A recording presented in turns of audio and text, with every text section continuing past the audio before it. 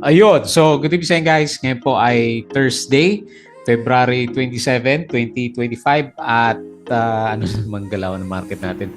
Tahimik na naman yung yung galawan ng market natin. So, net foreign sell ulit yung ating market pero hindi naman na breach yung yung breakout natin dito kahapon.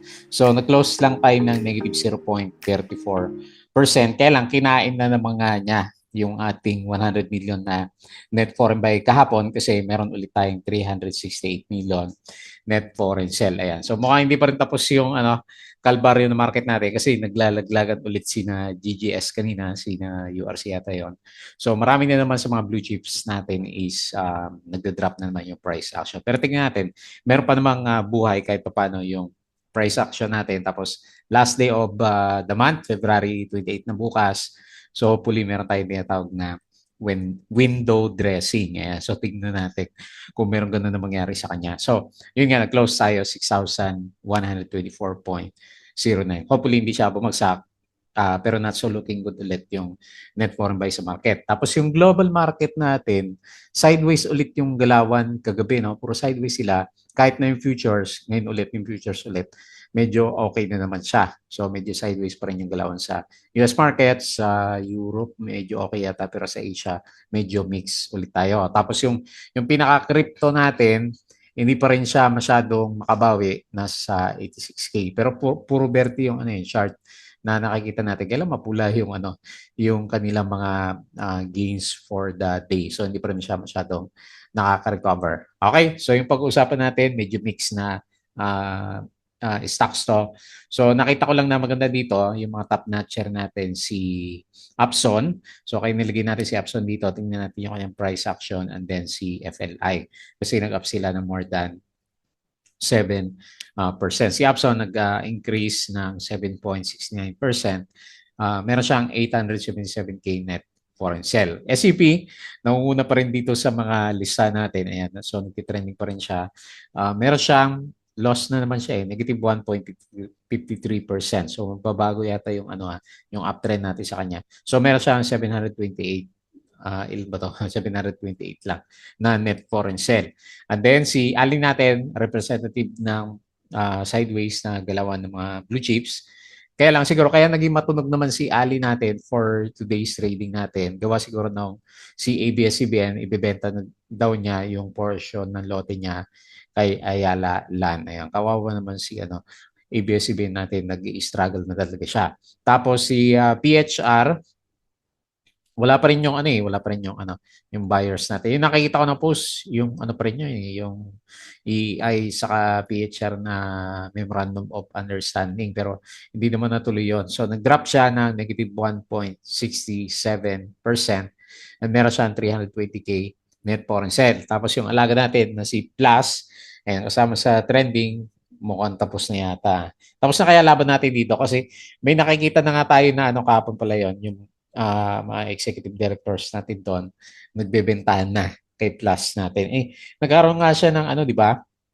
FTSE, uh, parang kasama siya sa FTSE, di ba? Tapos parang may establish siya na na na office yata dito sa bandang Singapore.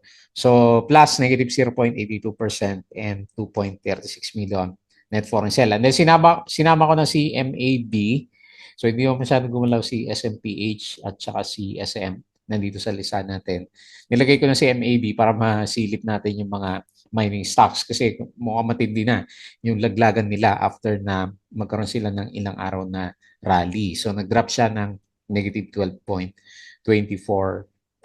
Okay? So medyo uneventful yung galaw ng market natin. So mga selected stocks yung gumagalaw, yung mga paborito natin, yung mga blue chips, ayaw pa rin naman niya. Ayan. So disclaimer guys sa mga bago sa channel natin, as usual, yung ating review is for education purposes lang po to. So wag mong gagamitin to as a reason para mag-buy, mag-sell, or hold ng stocks. Meron po kasing risk na involved sa market. Due diligence na lang po ako ng stocks yung gusto mong bilhin. And then follow mo ako dito sa ating Palabi Trader na YouTube channel para updated ka sa mga posts po natin dito. So subscribe ka lang para updated ka or kung gusto mo join ka dito sa pinaka-trading group naman natin. Okay? So very good pa rin yung mga trades natin kasi nga medyo pangit ngayon ang galawan ngayon sa market. And then follow mo ako dito para updated ka nga. Yung mga nakasubscribe, maraming salamat sa mga usual viewers natin. Ayan, matamlay pa rin yung ating views kasi nga pangit din yung galaw ng ating market. Ayan, company reviews, mga sapot trade sa market, basic indicators, technical analysis, fundamentals, and then yung ating basic learning, PSE, stock market studies naman. Okay? And then follow mo ako dito sa ating Palawi Trader Crypto to para sa mga play to earn games natin. Ayan, check na lang po. So, saka na tayo mag-update pag naka-full time na tayo dito. So, update lang dun sa tanggalan kasi dito sa Malaysia. So, ayun na, nagkakabayaran na sa companies namin and unfortunately, ayan. So, nasama na tayo sa mga involuntary na sinama nila. Pero siguro may ilang buwan pa naman tayo dito sa Malaysia. So after noon, saka na tayo magpo-focus dito sa mga ibang vlogs naman natin. So siguro pahinga muna bago tayo maghanap ulit ng ibang companies na naman. Okay? And then follow mo ako dito sa ating social media sa Facebook account na Palawi Trader para updated ka sa mga post natin. Palawi Trader Facebook page, Bodega Peak, yung mga articles natin sa local market. Saka na natin gagawin yan pag may time tayo. And then, dito sa Twitter, wala pang summary meron yata, no? May summary niya. Si Philippine Stock Exchange natin. Ayan, ito na. So, repost natin to and then pag-usapan natin dito sa ating profile naman. Okay? So, very bad. Kailan kaya magkakaroon ng magandang pasok yung foreigner? So, another net foreign sell po. And then, tinamaan yung ating mining stocks. Ayan, clickbait. Clickbait kasi yung mga galawan ni na MAB, di ba? Sina Lipanto. Ewan ko, nag-drop na rin si Lipanto natin. Ayan, negative 1.58%. So, ito pa rin. Net foreign sell. Since net foreign sell pa rin tayo, bumabalik tayo doon sa negative sentiment. Ang pinaka na lang natin, kahit papaano yung price action ni PSE, hindi siya bumabalik sa ilalim ng MA20. Pero pag ganyan pa rin, most likely babalik siya sa ilalim ng MA20. At then, ang panalo ngayon, si Video yata yung gumalaw na malakas kanina dito sa finance natin. Kasi maganda pa rin yung earnings niya. Actually, may mga magaganda naman tayo na stocks kahit dito sa property, di ba? Kaya nga napag-uusapan si SMPH at saka si Ali, okay naman yung fundamentals, kaya lang walang foreigners. Ayan, kaya laglag yung mga price action natin. Okay, so hopefully hindi ka nasama doon sa mga buhusan na naman dito sa mining and oil stocks natin. So foreign funds sold, BPI, China Bank, Metrobank, ASN, AP, DNL, FB, ABA, AC, Aboites, AGI, SM, Ali, Meg, Emirates, Globe, Tel, Converge, Bloom, PHR at saka C+. Foreign funds bought, Video, PNB, SCC. SCC nag-trending din to pero pakonti-konti lang yung galaw. So, tingnan natin matuloy yung breakout. FCG, nag-recover na ba to? Nag-positive kanina. Costco, DMC, GP Cap, Aries, FLI, RCR dito, ATI, SEB, ICT at saka si STI. Hindi talaga matuloy yung breakout ni STI natin. Tapos ito yung winners natin. So mga banks nga lang. BDO 1.76%, AGI 1.45%, Monday 1.4%, and ASEN 1.27%. So dahil pa rin yung magkapatid o magkapamilya, GGS at saka URC, more than 3% yung kanilang laglagan naman. Bloomberry, nag-ukay na naman, negative 2.78%, AC, minus 2, binawi din niya, minus 2.59%, A-REITs, mula si A-REITs, negative 1.52%, and SMPH, negative 1.43%. Mas marami pa rin yung mapula dito sa mga big caps na stocks naman natin. So, China Bank Corporation registers net income of 24.8 billion, up by 13%. Ayan, panalo yung isang blue chips natin. So, ASN Corporation, ASN Res partners with Ion Center corporate building in Philippines to switch to 100% renewable energy. Meron din palang Aeon sa Pilipinas. Ito kasi yung walang SM dito, di ba? Yung pinaka-mall nila, Aeon o Ion. Madalas namin puntahan dito na parang mall. Malit lang. Malaki din siya pero mas maganda pa rin ang mall sa Pinas. So, Ion Center. Okay? So, Nickel Asia declares regular cash dividend on common shares reports 1.52 billion attributable net income. Okay, so ABS-CBN signed memorandum of agreement with Ayala Land for the sale of his property in Quezon City amounting to 6.2 billion. Ayan. So wala na talagang pera si ABS-CBN, ibebenta na niya yung kanyang property. Kawawa naman yung shareholders natin. Plus, nag pala siya.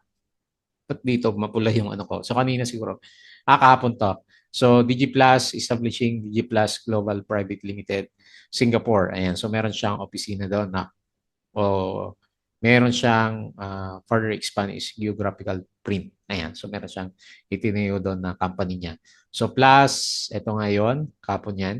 Kailan, hindi naman pumitik, no? Megawide, SEC has approved Megawide's planned public offering of up to 5.95 billion in preferred shares. Okay, so 40 ang target natin kay Plus, sabi ni Phil Stocks, ayan, 40 sa kanyang technicals. And 36 points, sabi niya current price niya. Okay, so corporate stories, China Bank, so kumita. Felix Mining reported a 810 million net income, lower compared to 1 billion in 2023. PXP, puro mining to The company reduced its core net loss, puro loss to si PXP. SMPH posted its 25 billion fixed retail bonds. AWTS Power declared that along with the first tranche for the second quarter, they are aiming for 100 billion fixed rate retail bonds. Megaworld posted attributable net income for 2024 rise by 11.7%. And then malala ko lang yung mga kapwa ko na OFW pala. So talagang pag nasa abroad ka, kailangan mag-ipon kasi anytime pwede tayong tanggalin sa trabaho natin. Hindi ko rin inisip eh. So tagal ko na rin dito 14, magpo 14 years na. So hindi ko rin ina-imagine na matatanggal ako sa company kahit na contract base lang tayo kasi okay naman yung management. And then suddenly, ayan, naglaglagan yung mga nakapokus kasi yung company sa sa electric vehicle. So, 'di ba nagkaroon ng overproduction sa China, mga EVs. Nanghina si Tesla yung customer eh. So, damay-damay na. So, ganun pala pag nakapokus yung company sa isang lang, parang stocks. Nakapokus ka sa isang stocks lang, and then bumagsak yung stocks. So, dami lahat, di ba? So, dapat talaga naka-diversify siya. So, kwento na, from the last 10 years na dito ako, naka-diversify yung company. And then, nagkaroon ng batang CEO. So, biglang nagano siya, nag-focus sa, focus naman niya na bago ngayon, AI naman. So, nakiki-hype siya. So, after ng EV. Pero, yun. So, pero kung nag-focus sa legacy, tinatawag na legacy, yung mga luma, maliit yung kita pero kumikita siya. So, pwedeng nag-survive siya. So, ngayon kasi halos ang laki ng tinanggal. Ang dami talaga. Okay, so anyway, napakwento lang. PX, trending PX plus PNB. Kaya to, iTrade. Watch. So, Digital Plaza is board of director approved a plan to create a Singapore-based subsidiary to ask support from function center and regional hub. Ayan. So, hanap ulit tayo ng trabaho for the next few months. Philinvest REIT declared a Q4 dividends of 0.062. Philinvest REIT. Yeah, FLI yung umakyat kanina. US stocks, mix lang kagabi. SM plans to expand its mini-mart business, kaya siguro nag-trending si SM, PLDT intensified its collaboration with local communities. The trading of shares of ROX will remain suspended. Ayan, si Rojas holding natin. Si wala na, no? Ara, no? Ara. So, hindi natin nakita si Ara. ACEN, Australia's 400 megawatt battery energy storage, representing ACEN Corporation's renewable energy assets in Australia naman siya. Okay, so Upson, kahapon, kumita na siya and then nag-top siya ngayon. So, siya yung maganda yung trend as of now. So, mix lang yung galawan sa US market kagabi. Okay? So, guys, yung mga gusto ng guide sa ulit, trading sa Philippine markets, sali lang po kayo dito. Ayan, meron naman siyang free membership dito. So, hindi pa ako nakagawa ng content, pero yung mga gusto sumali sa group mismo natin, so, meron siyang membership button dito. Okay? So, check mo na lang. So, tingin tayo dito sa PSE. Actually, wala masyadong galawan or laglagan pala yung galawan natin for today's trading natin. Medyo matamlay ulit yung ating mga alaga. Kala ko nakabawi na si ano eh, URC at saka si GGS. So, bumabalik na naman sila sa bandang ilalim. Mamaya silipin natin yung price action ni GGS natin. So, okay, lumalaki tuloy yung chance na ano, mag-double bottom kahit na breakout na yung status. So, tignan nga natin. Pagdating kasi isang araw na lang naman na March na. Tignan natin by March, ano ba nauna sa PSE? Yung pagbalik ng foreigners o yung pagbaliktad ng ano ng trend. Kasi nagbaliktad na yung trend pero wala pa rin yung ano yung foreign buyers natin. So 368 million pa rin siya. Negative 0.34% and 6124.09. So nagiging bearish pa rin na naman tayo kasi yung 100 million na pumasok, 300 million naman yung ano lumabas dito sa market natin. So anyway, tingnan na lang natin for the coming few days. May divergence siya, no? May konting divergence yung ano, price action natin. Okay, so nakita natin yung mga big caps. Dito na tayo sa mga winners. So, nauna dito na may volume yung may volume si CA. Meron siyang 1 million at least, pero isang spike lang naman yan. So, dito na lang tayo. Si Upson, ayan, ito talaga trinade nila.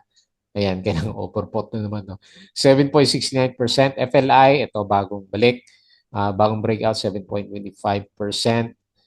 Sino pa yung may volume lang Baita. Lumalaban na bumalik na. Tinutulak. So 3.28%. Si DNL, nagka-volume din So 2.76%. Tagal ng ano, parang beds nitong si ano DNL natin. Sino pa? Si ABS. Naging good pala sa kanya yung pagbebenta niya ng ano ng lupa. Tapos sino pa? So, mauubos na yata yung asset ni ABS-CBN natin. Okay, so the rest, puro 1% lang na bounce. Okay, so dito sa losers natin, ayan, si MAB. Kasi naman natin, sukat-sukatin natin mamaya. Negative 12.24% si FB. Bumigay na rin, no? So, minus 4.99, natatagalan na itong mga traders natin. Kaya binuhusan na. Negative 4.99 MA, di ba? So, nag-drop din. Malaki din yung volume niya. So, minus 4.26%. Mag-aanap na naman ng ano. Support. GGS, minus 3%. APX, pagod na yata. No, napagod na si APX. Minus 3.3. ABA, ito, hindi pa rin nagre-recover to. So, minus 3%. Bloom, nag-ukay na naman, minus 2.76. And si Ayala Corporation, minus 2.59%. Okay? So, tingin tayo sa global markets. So, bearish pa rin sige, sideways kung gusto mo. Ganun yung basa natin dito sa dito sa stock index natin. Okay. So, maganda na naman yung pinapakita yung futures pero tignan mo, nag-ano din lang siya, sideways pag closing na. So, S&P futures 0.57%, Dow futures 0.28 and Nasdaq 0.65. So, European markets laglag na. Tapos dito sa bandang Asia, mix. Mix na naman tayo. So, sideways din, no? Yung overall na picture naman niya. Okay, and then dito sa bandang crypto, pataas yung mga chart pero laglag pa rin, no? So, 86K pa rin si Bitcoin, 2.3K si Ethereum, and then 2.24 si XRP and 600 si medyo makyat, no? Si BNB natin. Okay? So, parang nahirapan pa rin yung yung cryptos ulit. Ayan, so pag-usapan naman natin yung ating trending stocks. Okay, so unahin natin si Opson dito sa lista natin. Ano kayang balita dito? Nagkakaroon siya ng volume, no? Hindi naman ganun kalalaki yung volume, pero nagka-volume siya and then lumusot yung price action natin. So, ang support na natin sa kanya kasi nagkaroon siya ng breakout for today's trading is dito sa 0.77 and then on the way tayo dito sa next resistance around 0.9. May ugali ba to? Wala, no? Wala siyang ugali. Kasi pa-downtrend siya na diretso eh. Mali mo, ito na yung start ng kanyang recovery. Kailangan medyo nag-stretch ka agad yung yung price action natin. Kasi dalawang araw na ito, tong candle na to, tsaka tong candle na to, umabot siya ng ng 7%. So, 14% kaagad yung ginalaw niya. Hindi kaya maging prone sa pullbacks. Ayan. So, halos 20% na siya simula nung magkaroon siya ng breakout dito. Ayan. So, ito pala yung mananalo sa mga stocks natin after few days lang na umakyat yung price action. Ayan. So, watch out na lang kasi RSI 80 may ugali pa naman yung mga stocks natin ngayon na mag-pullback, di ba? Nangyayari sa sa mining stocks. Wala na. Nawala na yung momentum ulit niya. Anyway, naka-breakout si Upson, mali mo. Meron bang good news dito? Tingnan natin yung kanyang earnings. Third quarter, 6% minus 14 and then is 0.2. Okay, mukhang price action lang si Upson natin. So, nag-up siya 7.69 and meron siyang 877K net foreign set. Okay? So, nakikita ko sa kanya, kung medyo gap up bukas, pullback. Ganito naman yung kung meron siyang rally na gagawin for the coming few days. So, pwede rin naman, butasin din niya yan kasi siya lang yung dalawa sila ni FLI na maganda yung galaw for today's trading. And then, Friday bukas, kung meron siyang follow-up din, big chance sa 0.9. After nun, ewan na natin kasi medyo obvious na yung kanyang pagka-overbought condition naman. Siyempre, alam mo na, di ba? Malapit na siyang magkaroon ng pullback unless ipupush siya ng mga traders natin. Okay? So, okay na rin kahit paano. Maganda rin naman yung volume niya.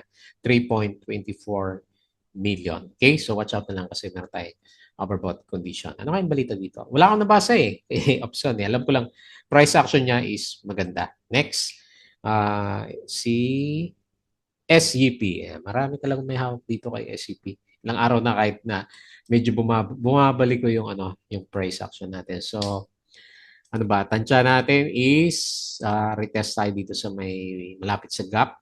11.28. Ayan. Pinapangunahin ko na siya kasi yung indicators natin, yung ating RSI, bukod sa nawawala yung volume, no? So, nag-close pala siya, negative 1.53% and then 728 pesos. May pera pa yung yung foreign brokers natin. So, anyway, ano nangyari sa kanya? Huwag sanang head and shoulders yung galawan natin sa kanya. So, medyo nawawala yung volume. Kailangan natin ng volume para mabuhay ulit yung price action natin. Sayang naman yung momentum ni SCP natin. Ayan. So, kung sakali meron siyang drop, acceptable na drop, is nandito pa rin sa 11.28%. Bago yung pag medyo may na-fill na gap tayo dito sa 11 pesos no, yung pinaka-fill na gap natin. Okay, nauubusan ng balita eh. Alam ko si NRCP, yung umakyat. Tama ba? Okay, nagano din siya. Nag-Dow G din. Kanina nag-up to ng nisisilip pa mga 5% yata, pumipitik-pitik. Meron din siyang volume kaya lang, nahirapan siya. So, siguro sabay to pag umakyat si SCP, si NRCP, saka lang siguro makakabawi din itong si uh, SGP natin. Ayan. So ganyan lang muna, no? Pa-bearish ulit yung sentiment natin sa kanya. Wag lang mabutas yung then okay na kahit mag-sideways tayo. Wag lang mabutas yung 11.28 tsaka yung RSI 50 level natin. Okay? So marami nakabantay dito kasi ilang araw siya umakyat tapos biglang binawi yung price action natin. Next, representative sa mga big caps si Ali. Pinag-uusapan to masyado. Malit lang yung dividends 1.22%. Kasi lagi siyang net foreign sell another 208 million. So hindi ulit maganda yan.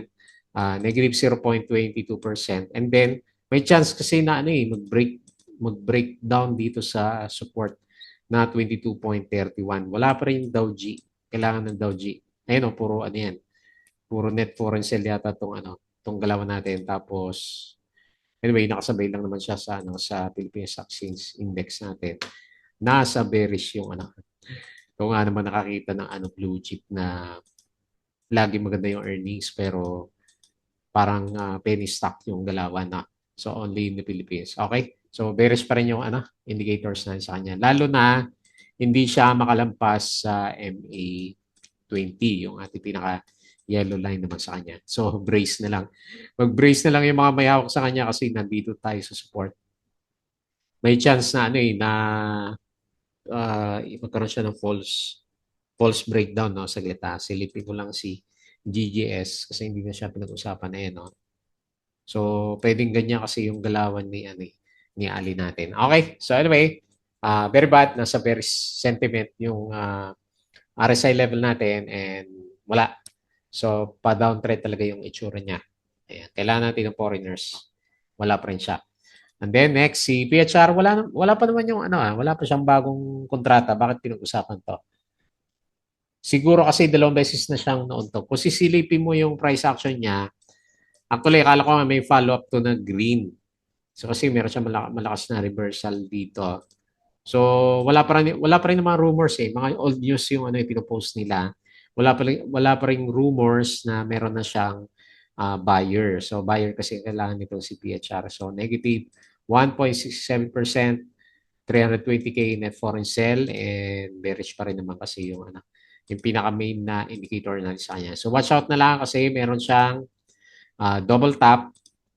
So medyo bearish, and then nagre-resist yung MA, actually sumakay na sa MA9 eh. So nagre-resist yung itsura ng MA20 natin. So kailangan din siguro no double bottom ni PHR natin. O kailangan niya talaga ng rumors with regards sa sino man yung bibili ng kanyang stock. Okay? So bearish.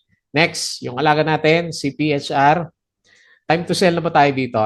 Naiinip na rin ako dito kay PHR natin. Tagal ng galawan niya. So, negative 0.82%, negative 2.36 million. Okay, na-pullback na yung RSI natin. Kaya kasi mataas pa rin yung price niya. No? So, 36.4.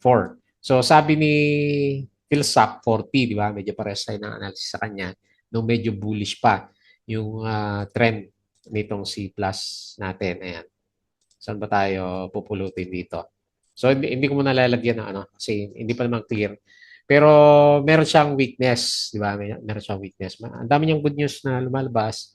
FPSC, tapos yung kanyang office doon sa bandang Singapore.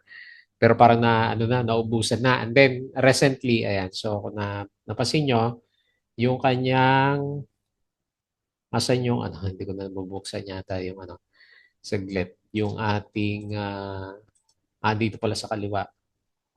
Parang may dinownload ako dito kanina. Ito. Yung ating disclosure, ayan, hindi pala na-share sa, dito sa, kailangan i-share mo siya dito sa Zoom. So, ayan pero meron siya mga selling disposal sa 37.6. So, kaya naman pala si Sir Willie Osier, ayan. So, 140,000 shares yung kanya binibenta last February 24 pa. Ayan. So, yan na ba yung katapusan ni natin nitong si plus natin. So, tingnan natin. Hopefully pag nag-pullback, hindi naman ganito kalalaki yung drop niya kasi dalawang beses niya ginawa yan eh, na malakas yung kanyang drop. So, overextended na rin kasi, kung titignan mo yung price action niya. Okay, so wait natin yung mga catalyst, pero mukhang babagsak yung itsura ng price action niya. And then lastly, si MAB. So, ito yung mga sinasabi natin pag medyo overbought yung stocks. So, lakas na drop niya ngayon, gap down. So, may lumabas na. Malaki yung volume eh. So, negative 12.24%. So, ingat tayo dito sa mga galaw. Siyempre, pag na-timingan mo, ang lakas naman, ang laki. No, di ba? Ng mga galawan natin, nag-50%. Pero pag tinamaan ka na, yung profit taking na, yan, medyo masakit naman siya. So, parang siguro kailangan mag-fill the gap muna bago pansinin ulit itong si MEB natin. So, meron tayong gap dito sa 0.0041. Ayan. So, hindi ko pa naman sinasabing dead pwedeng balikan niya ng mga traders natin after na makalimutan siya ng konti. Ayan. So, wala na eh. Nawala na yung hype sa mga mining stocks natin, no? CMA. Ayan, tingnan CMA. Ayan, nagda-drop na rin siya, di ba? Si APX. Kaya malakas yung drop ng index nila ngayon. APX, nagda-drop na rin. Si PX. Ayan, so medyo pangit na rin yung kanyang mga price action. Okay, so yun na lang muna yung observation sa market. Pangit pa rin, hindi pa rin maganda yung galaw natin. So, yun na lang muna yung ating review. As usual, bago tayo mag-close, please don't forget to subscribe dito sa ating Palami Trader na YouTube channel. Diyan ka lang sa group. Crypto ko follow mo na lang. Facebook account, Facebook page, Kudagi Pig, Twitter. Check na lang po. And then, yung Patreon sa mga sunod guide. Sarili lang po kayo dito. Okay, so yun lang. Maraming salamat. Kita ulit tayo bukas.